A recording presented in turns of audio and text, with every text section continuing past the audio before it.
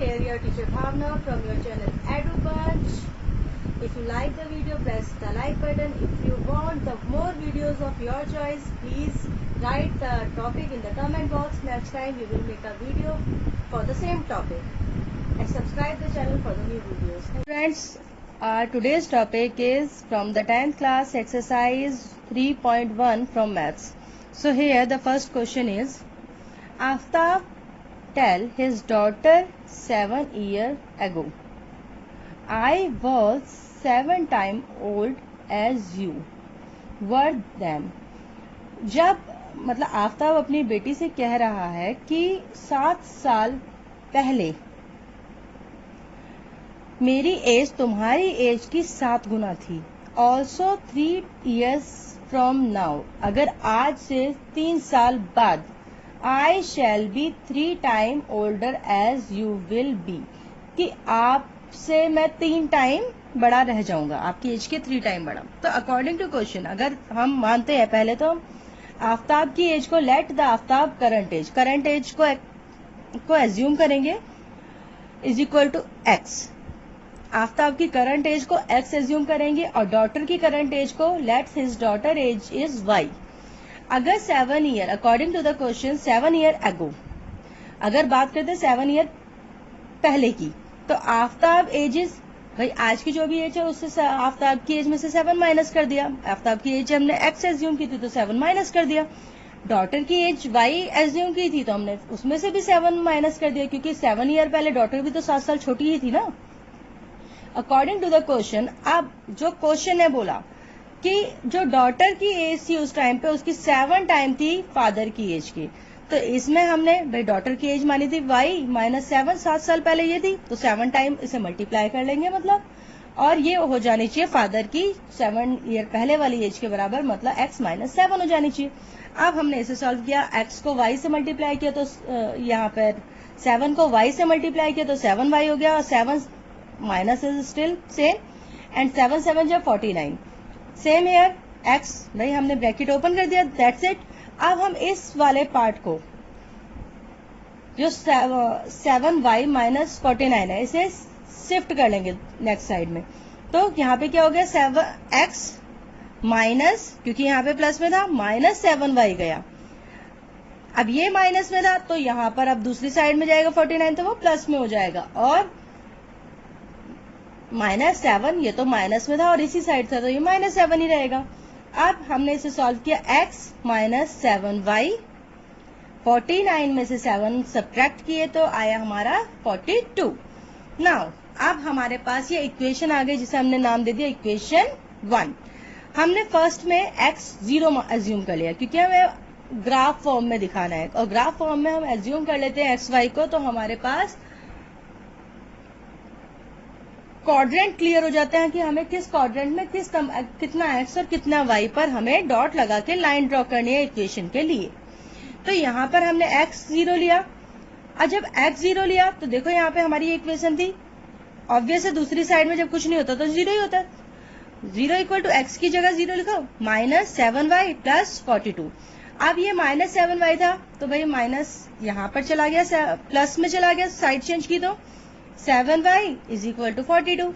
अब y यहीं पर आ जाएगा, ये 7 क्योंकि मल्टीप्लीकेशन में यहाँ डिवाइड में चला जाएगा, 42 अपॉन 7 तो यहाँ पे इक्वल टू 6 रह जाएगा, क्योंकि 7 6 या 42.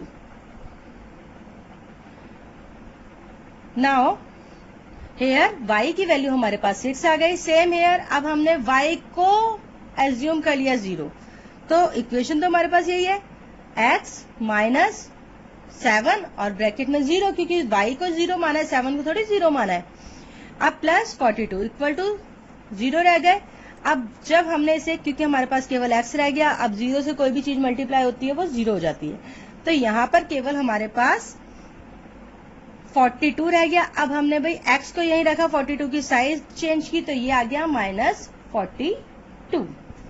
x की वैल्यू माइनस 42 हो गई जब हमने y को 0 लिया. अब आफ्टर 3 ईयर बाद में, तो मतलब हम 3 प्लस करेंगे दोनों की एज में, जो x माना था उसमें आफ्ताब की एज को x माना था उसमें 3 प्लस कर दिए, डॉटर की एज को y माना था उसमें 3 ऐड कर दिए. Now according to the question Aftab की एज x प्लस 3 बराबर रह जानी चाहिए, इक्वल टू रह गई 3 टाइम ऑफ डॉटर एज, मतलब y प्लस 3 के 3 टाइम मल्टीप्लाई होगा। अब यहाँ पर ये डिजिट तो सेम रहेगी, पर यहाँ पे 3y हो जाएगा और 3 3 जा 9 प्लस 9 हो जाएगा। Now we will continue, we are just turning the page. Now here we are having x।